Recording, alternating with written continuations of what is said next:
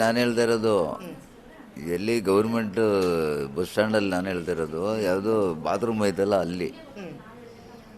ಇವನು ಮನೆ ಕಂಡಿದ್ದ ಏನೇನು ಪ್ಯಾಂಟು ಇಲ್ಲ, ಜಡ್ಡಿನೂ ಇಲ್ಲ. ಯಾರಿಗೆ? ಈಗ ನಾನು ಹೊಡೆದವನಿಗೆ. ಓಕೆ. ಅವನು ಹೆಂಡ್ತಿ ಬಂದು ಚಡ್ಡಿ ಹಾಕಿ, ನಾನೇ ಹೇಳಿದೆ ಅಮ್ಮ ಚಡ್ಡಿ ಹಾಕಿ ಪ್ಯಾಂಟ್ ಹಾಕಿ ಇದು ಮಾಡು ಅಂತ ಮಾಡಿ ಹೋಯ್ತು. ಮೊಬೈಲ್ ಅಂತೆ ದುಡ್ಡಂತೆ ಎತ್ಕೊಂಡು ಹೋಯ್ತು. ನಾವು ಹಂಗೆ ಕೂತ್ಕೊಂಡಿದ್ದು ಇತ್ತ ಕಡೆಗೆ. ಇವನು ಎದ್ದವನು ನಮಗೆ ಮೊಬೈಲ್ ಕೊಡು ಅಂತ ಕೇಳ್ದ. ನಿನ್ನ ಹೆಂಡ್ತಿ ತೊಗೊಂಡೋಯ್ತಪ್ಪ ಅಂತ ನಾನು ಹೇಳಿದೆ. ಬಂದಿದ್ದೆ ಹೊಡೆಯದೆ, ನನಗೂ ಹೊಡೆದ, ಅಮ್ಮನಿಗೂ ಹೊಡೆದ, ನನ್ನ ತಮ್ಮನಿಗೂ ಹೊಡೆದ.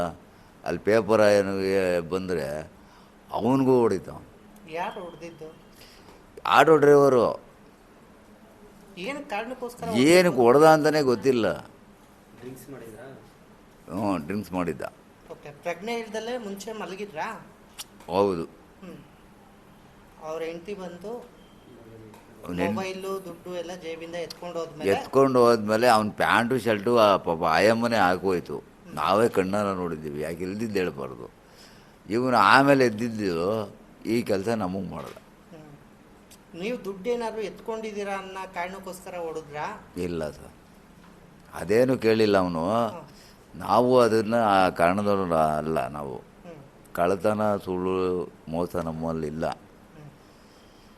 ನಾವು ಬಾತ್ರೂಮ್ ತೊಳೆಯೋರು ನಿಮ್ಮ ಜೋಬಲ್ಲಿ ನಾವು ದುಡ್ಡು ಎತ್ಕೊಳ್ಳೋದಕ್ಕಲ್ಲ. ಸತ್ಯ ನಮಗೆ ದೇವ್ರು ಕಾಪಾಡೋದು. ನೋಡ, ಆ ತಾಯಿ ಬಂದಿದ್ದಕ್ಕೆ ಇಲ್ಲಿವರೆಗೂ ಬಂದಿದ್ದೀವಿ. ಇವತ್ತು ಆ ಅಮ್ಮನ ಕೈ ಮುಗಿಬೇಕು. ಈ ಅಮ್ಮನಿಗೆ ತೋರ್ತಿ ಅಲ್ಲಿ. ಆಯ್ತು. ನಿಮ್ಮ ಹೆಸರು? ರಾಜು. ಎಷ್ಟು ಜನ ಕೊಡ್ದಿದ್ದು? ಯಾವುದು ನಿಮ್ಮದು? ನಮ್ಮದು ಎಗ್ಗುಂದ. ಆಯಿತಾ? ಹೊಡೆದಿದ್ದು 4 ಜನ ಕೊಡ್ದವನು. ಅವ್ರ ಹೆಸರೇನಾದ್ರು ಗೊತ್ತಾ? ಹೊಡೆದವ್ರ ಹೆಸರು? ಹೊಡೆದಿರೋನು ಗೊತ್ತು, ಆಟೋ ಡ್ರೈವರು. ಬಸ್ ಸ್ಟ್ಯಾಂಡಲ್ಲಿ ಇರೋದು ಅವನು. ಅವನ ಹೆಸರು ಗೊತ್ತಿಲ್ಲ, ಆದರೆ ಪಕ್ಕ ಗೊತ್ತು. ಆಟೋ ದಿನನಿತ್ಯ ಆಟೋ ಓಡಿಸ್ತಾ? ಹೌದು, ಡೈಲಿ ಆಟೋ. ಅಲ್ಲಿ ಸ್ಟ್ಯಾಂಡ್ಗೆ ಬಂದು ಗಾಡಿನ 6:30-7 ಗಂಟೆಗೆ ಅಲ್ಲೇ ಹಾಕ್ತಾನೆ. Okay sir. ಮೇಡಮ್ ಸರ್, ನಾವು ಬೆಂಗಳೂರಲ್ಲಿ ಇರೋದು. ಬೆಂಗಳೂರು ಬಸ್ ಹತ್ತಕ್ಕೆ ಅಂತ ಗೌರ್ಮೆಂಟ್ ಬಸ್ ಸ್ಟ್ಯಾಂಡ್ಗೆ ಹೋಗ್ತಾ ಇದ್ದೆ. ಅಲ್ಲಿ ಇವರಿಬ್ಬರು ಬಾತ್ರೂಮ್ ಮುಂದ್ಗಡೆ ಅಳ್ತಾಯಿದ್ರು, ತುಂಬ ಅಳ್ತಾಯಿದ್ರು. ಅಲ್ಲಿ ಮರ ಇದೆ, ಜನ ಓಡಾಡ್ಕೊಂಡೇ ನೋಡ್ತಾಯಿದ್ರು. ನಾನು ಆ ಅಮ್ಮ ಯಾಕೆ ತುಂಬ ಅಳ್ತಿದೆ ಅಂತ ನೋಡೋಕೆ ಹೋಗಿದ್ದೆ. ಅಲ್ಲಿ ಹತ್ರ ಹೋಗಿ ನೋಡಿದಾಗ ಇವ್ರ ಕತ್ತು ಫುಲ್ಲು ರಕ್ತ ಆಗಿತ್ತು. ಬ್ಲಡ್ಡು ಮಲ್ಕೊಂಡಿರೋ ಜಾಗ ಎಲ್ಲ ಬ್ಲಡ್ ಆಯಿತು. ನಾನು ಆಗ ಇಮಿಡಿಯೇಟ್ಲಾಗಿ ಪೊಲೀಸವ್ರಿಗೆ ಫೋನ್ ಮಾಡಿ, ಆ ಪೊಲೀಸವ್ರು 112 ಫೋನ್ ಮಾಡಿದಾಗ ಅವ್ರು ಬಂದು ಇಮಿಡಿಯೇಟ್ಲಾಗಿ ಬಂದಾಗ ಆಂಬುಲೆನ್ಸಿಗೆ ಫೋನ್ ಮಾಡಿ ಅಲ್ಲಿಂದ ಇಲ್ಲಿಗೆ ಹಾಸ್ಪಿಟ್ಲಿಗೆ ಕರ್ಕೊಂಡು ಬಂದೆ. ತುಂಬ ಬ್ಲೀಡಿಂಗ್ ಹೋಗಿದೆ ಸರ್. ಅಷ್ಟು ಅದು ರಕ್ತ ಎಲ್ಲ ಎಪ್ಕಟ್ಟಿ ಬ್ಲಡ್ ಹಂಗೆ ಗೆಡ್ಗೆಡ್ ಹಂಗೆ ಬಂದಿದೆ ಸರ್. ಹಂಗೆ ಹೊಡೆದೋಗಿದ್ದಾನೆ ಅವನು. ಕಣ್ಣೇ ಫುಲ್ ಏನು ಕಾಣಿಸ್ತಾನೆ ಇರಲಿಲ್ಲ. ಇಲ್ಲ ಸರ್, ಡೈರೆಕ್ಟಾಗಿ ಇಲ್ಲಿಗೆ ಕರ್ಕೊಂಡು ಬಂದಿದ್ದೀವಿ.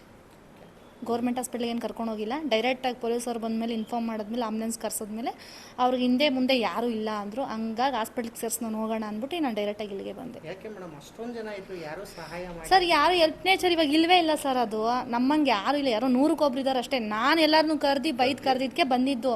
ಒಬ್ಬರ ಬಾತ್ರೂಮ್ ತೊಳೆಯೋರಲ್ವ, ಯಾಕೆ ಹೋಗ್ಬೇಕು ನಾವು? ಅವ್ರೇನೋ ಮಾಡ್ಕೊಂಡಿದ್ದಾರೆ. ಅವ್ರು ಏನೋ ಮಾಡ್ಕೊಂಡು ಅಷ್ಟು ಬ್ಲಡ್ ಹೋಗ್ಬೇಕಾದ್ರೆ ಬಂದು ನೋಡೋದು ನಮ್ಮ ಮನುಷ್ಯತ್ವ. ಯಾಕಂದರೆ ಆ ಜಾಗದಲ್ಲಿ ನಮ್ಮ ತಂದೆ ಇರ್ದಾರೋ, ನಮ್ಮ ತಾಯಿ ಇದ್ದಾರೋ, ಯಾರೋ ಒಬ್ರು ಇದ್ದಾರೆ ಅಂದ್ಕೊಂಡು ನಾವು ಹೋಗಿ ಅದು ನನ್ನ ಮನುಷ್ಯತ್ವ ಮಾಡಬೇಕಾಗಿರೋದು. ನಾವು ಯಾರೂ ಇಲ್ಲದೆ ಇರುವಾಗ ನಾವು ಅಲ್ಲಿ ಹೋಗಿ ನೋಡಬೇಕಾಗಿರೋದು ನಮ್ಮ ಮನುಷ್ಯತ್ವ ಅಲ್ವಾ ಸರ್? ಹಂಗಾಗಿ ನಾವು ಎಲ್ಲ ಕೂಗಾಡಿ ಕರೆಸಿ ಆವಾಗ ಜನಗಳು ಬಂದು ಸೇರ್ಕೊಂಡಾಗ ಅಷ್ಟೊತ್ತು ಕಾಲ ನಾನು ಪೊಲೀಸರನ್ನು ಕರೆಸಿ ಪೊಲೀಸರಿಂದ ಇನ್ಫಾರ್ಮ್ ಮಾಡಿದೆ ಅವ್ರಿಗೆ. ನಿಮ್ಮ ಹೆಸರು ಮೇಡಮ್? ಕಾವ್ಯ ಅಂತ ಸರ್. ನೀವು ಸಣ್ಣ ಆಗ್ಬೇಕಲ್ವಾ? ಅದು ಒಂದು ಉತ್ತಮ ಆಹಾರದಿಂದ ಸಣ್ಣ ಆಗ್ಬೇಕಲ್ವಾ? ಪ್ರತಿದಿನ ನಮ್ಮ ಜೀನಿ ಸ್ಲಿಮ್ನ ಯೂಸ್ ಮಾಡಿ ಯಾವುದೇ ಸೈಡ್ ಎಫೆಕ್ಟ್ ಇಲ್ದಂಗೆ ನೀವು ಸಣ್ಣ ಆಗ್ತೀರಾ.